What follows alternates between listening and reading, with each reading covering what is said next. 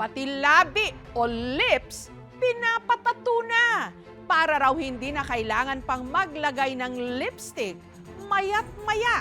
Pero bakit ang ilan tila na-disgrasya ang nguso? Kapag ang pinapangarap na pouty kissable lips hindi na kayang idaan sa makeup lang, ang isa sa mga umusbong na solusyon, lip filler. Ini-injecta ng lip filler ang labi para lumaki o magka-volume. Pero ang model mula Quezon City na si Kailin na itinuturing na asset ang kanyang ngiti nang minsang tinangkang i-enhance ang laki ng kanyang labi. Heto ang kinalabasan, ang kanyang lips na maga.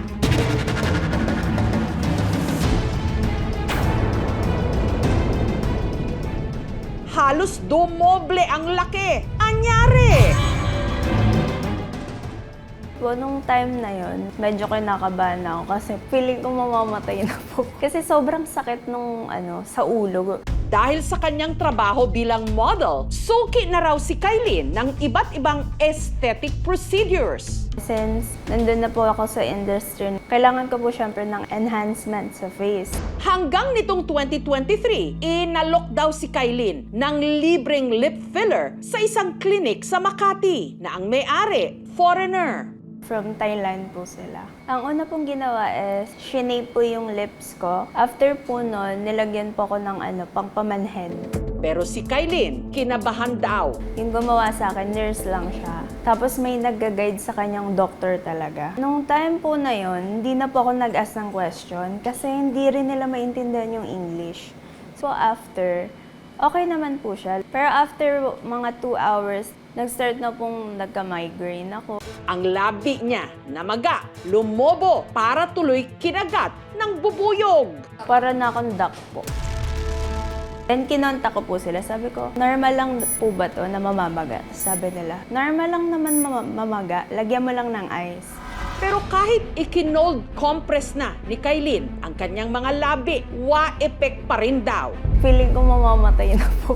Kasi sobrang sakit nung sa ulo. Kaya nagdesisyon na siyang ipatanggal na lang ang itinurok sa kanyang fillers. Pagka-dissolve, medyo namamaga pa. So, umabot po siya ng 1 week. Normal ang swelling actually for the first 24-48 hours. Kung nagmaga pa siya more than that, baka may allergic reaction or baka iba yung injection sa kanya na material. So, go to the reputable doctor. Yung lips ko po ngayon, okay na po siya. Sa trusted clinic na po ako nagpapagawa.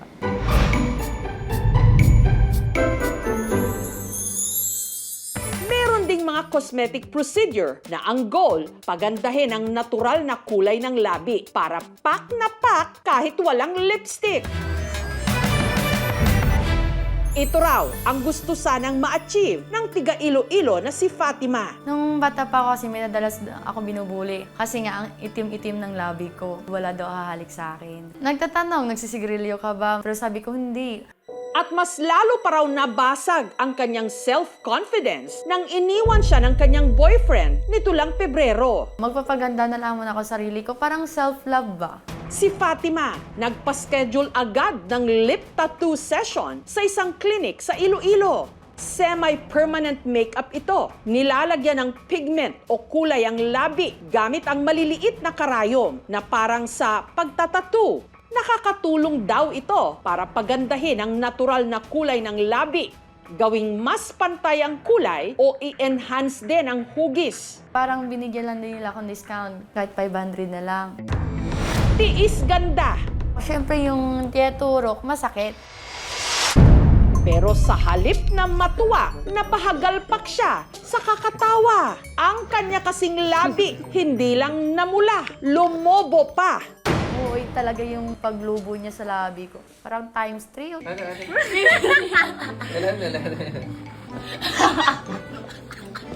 Parang di ko nakilala yung sarili ko. Yung paglabas namin ng clinic, yung may nakita ko ng maraming tao nung sa mga paligid ko. Ang lulungkot. Pag tanggal ko ng face mask, bigla po sila tumawa. Yung kagat ka bubuyog? May lang, gigisan. Matalangan ko kayo. Pinagtawanan man ang resulta, Si Fatima, kabado 20 talaga. Hala, Dok, baka hindi na ito babalik. After 3 days, maging okay na lahat yung labi mo. Ayon sa isang esthetician, normal daw talaga na mamaga ang labi pagkatapos magpa-lip tattoo. Majority of my clients would experience mild swelling, but meron pa rin others na medyo intense yung swelling. Meron talagang mga tao kasi na hypersensitive ang reaction nila to injuries. Kapag yung swelling hindi pa rin nag-die down after 48 hours, tapos the swelling is already extending through the adjacent part of the face, experience difficulty in swallowing, susugat, well, that's the time na ma-alarm na sila. Makalipas lang ang ilang araw, ang lumobong labi ni Fatima, aba, kissable na. Ngayon po, wala na po akong lipstick. Ito po. Tattoo po talagang lips ko. Masaya, tapos nag-boost yung confidence ko.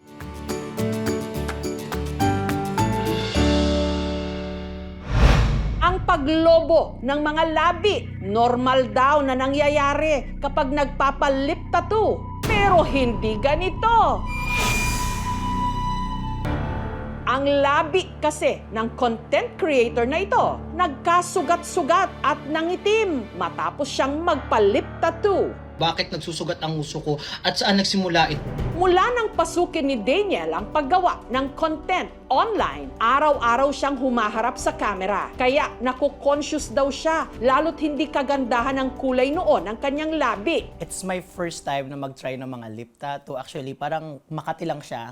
Pero makalipas ang ilang araw, unti-unti raw itong nagsugat. Para siyang naging paltos na, alam mo yung paltos na merong tubig sa loob? Hindi na ako mapakali. Agad niya itong ipinakonsulta at nalamang nagka-allergic reaction pala siya. Nakalimutan ko na that time pala, kumain ako ng squid ink pasta. Binigyan lang rin ako ng ointment na kailangan gamitin. Pero worth it naman daw ang kanyang pinagdaanan. Nang tuluyan kasing naghilom ang sugat sa kanyang labi, camera ready na ulit ang kanyang ngiti. Hindi na ako kailangan gumamit ng mga tint, ng mga lipstick. Kailangan i-follow yan yung do's and don'ts and follow your doctor. Walang masama kung gusto mong pagandahin ang iyong labi. Yung kagat ka bubuyog? Basta't wag lang lalabis. Lalo't ang ganda ng ating lips, hindi lang nakikita sa laki, kulay o hugis, kundi sa mga salita na dito'y namumutawi. Thank you for watching, mga kapuso. Kung nagustuhan niyo po ang videong ito, subscribe na sa GMA Public Affairs YouTube channel. And don't forget to hit the bell button for our latest updates.